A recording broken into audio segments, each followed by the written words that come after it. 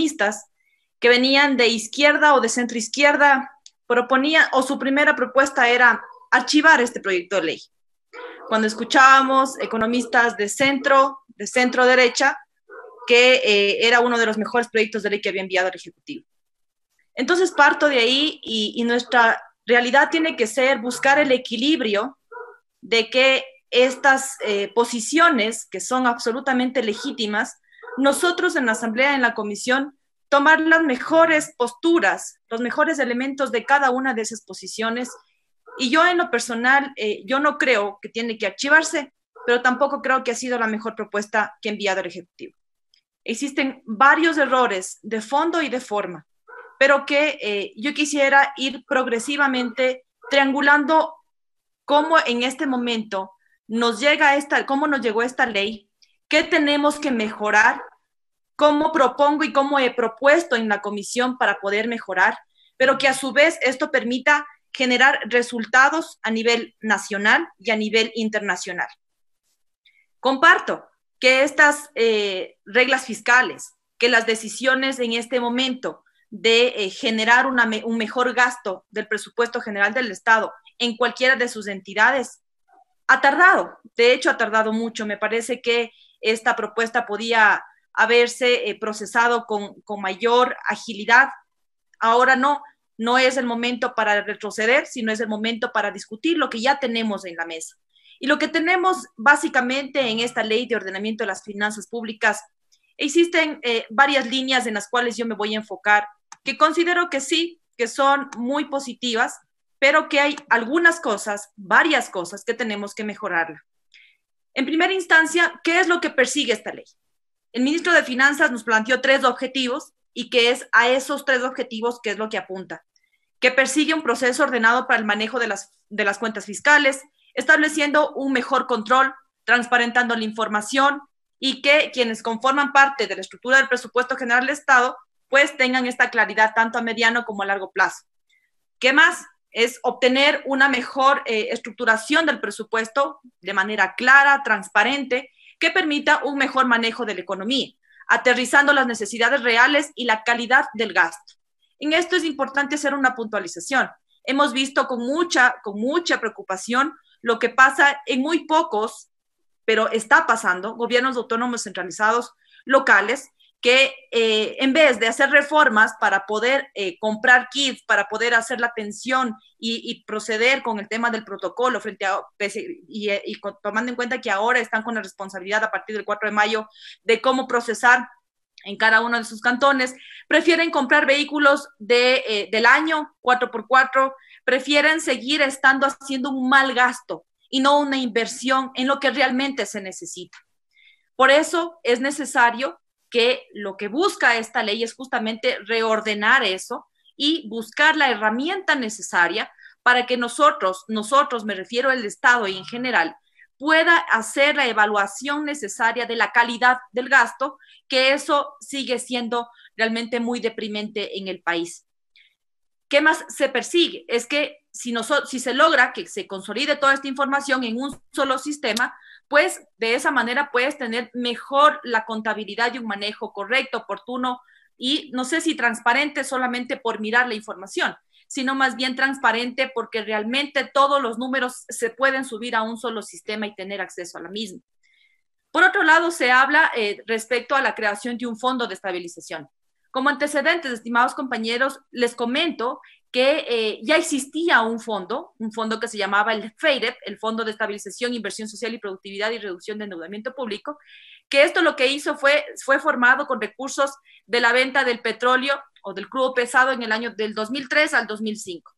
Pero ¿qué se hizo? Lamentablemente este fondo que ya existía era que el 70% lo que hizo fue reasignarle para una recompra de la deuda pública externa e interna, y el otro 20% para cubrir eventuales desfases presupuestarios, y el 10%, únicamente el 10% para salud y educación. Es decir, no se podía utilizar para gasto corriente, se eliminó bajo el argumento de que solo se acumulaba dinero para recompra de la deuda pública interna y por eso desapareció. Ahora nuevamente se quiere construir digamos, no es que no se quiere desde el principio, porque ya en la ley de fomento está la creación, ahora lo que se quiere es plantear el procedimiento, pero a mí sí me preocupa que en esta propuesta de ley el Fondo de Estabilidad nuevamente se vuelve a conformar de los recursos de explotación y comercialización de los recursos naturales, pero no se dice con claridad cuál va a ser el fin. Entonces, me parece que tenemos que aclarar y profundizar para no cometer el mismo error que ya en el 2003 y 2005 sucedió. Si es que el objetivo de este fondo de estabilización va a ser efectivamente para poder estabilizar el tema macroeconómico del país, bienvenido sea. Pero si vamos nuevamente a caer en errores anteriores, me parece que eso no debe ser viable. Por otro lado, en el artículo 26, 38 y 45 se habla respecto a la modificación del presupuesto, a las notas del Tesoro y también al uso de una plataforma. La señora gerente del Banco Central acudió a la comisión, manifestó sus preocupaciones, de hecho presentó un documento con 13 observaciones a la ley que fue presentada por el señor presidente, y ella manifestaba que varios de los articulados inclusive se van en contra de la estabilidad de las competencias que tiene el Banco Central. Pero además lo que se logró es comprender que evidentemente se pretenden disminuir competencias de uno y entregarle y darle más fuerza a otros ministerios. En esa línea, respecto al tema de las notas del Tesoro, el uso de plataformas, lo que nosotros debemos comprender es que lo que pretenden es disminuir la atribución del ente rector de las finanzas, de aumentar o rebajar los gastos que modifiquen el presupuesto general del Estado, como una medida ¿para qué? Para evitar discrecionalidad sobre el presupuesto. En caso de necesitarlo, es necesario hacerlo, pero también que tenga que participar la Asamblea Nacional en dicha aprobación, conforme actualmente ya lo dispone la ley. Es decir, que este manejo nos permita la creación de este fondo de estabilización que hablé hace un momento, y así también generar un ahorro en las arcas fiscales, dinero que debe ser destinado para garantizar lo que había mencionado, la estabilidad económica, macroeconómica del país.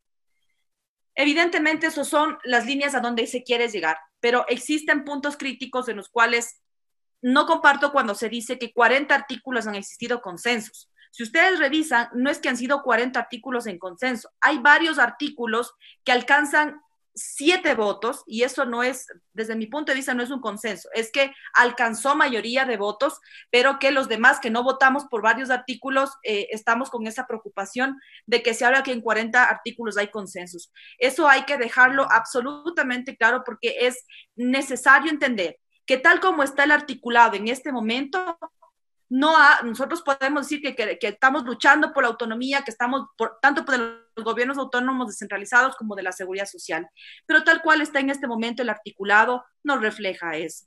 Tenemos que ser conscientes de que si es que nosotros estamos realmente luchando por eso, eso tiene que reflejarse en el texto, en todo su texto, no solamente en el artículo 2, sino sobre todo en el 2 y en las reglas fiscales que van de la mano por el tema de las autonomías, los techos presupuestarios y cómo va a ser la redefinición en la preasignación.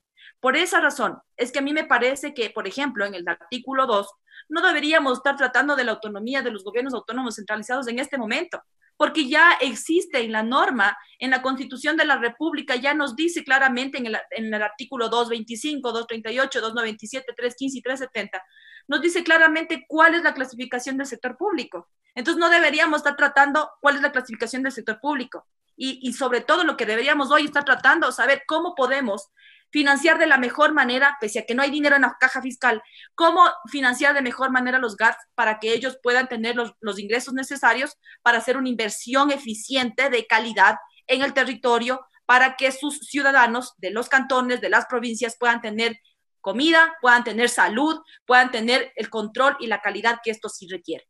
Pero en este momento, lamentablemente, hemos caído en esta discusión porque nos llega un artículo que lamentablemente atropella la Constitución de la República.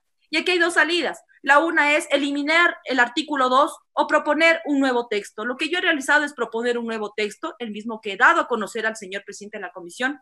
Aspiramos que en este informe segundo debate podamos profundizar. Existen varias, digamos, compañeros asambleístas que tienen varios textos interesantes a este artículo 2 que realmente defiende la autonomía y que respeta lo que dice la Constitución de la República.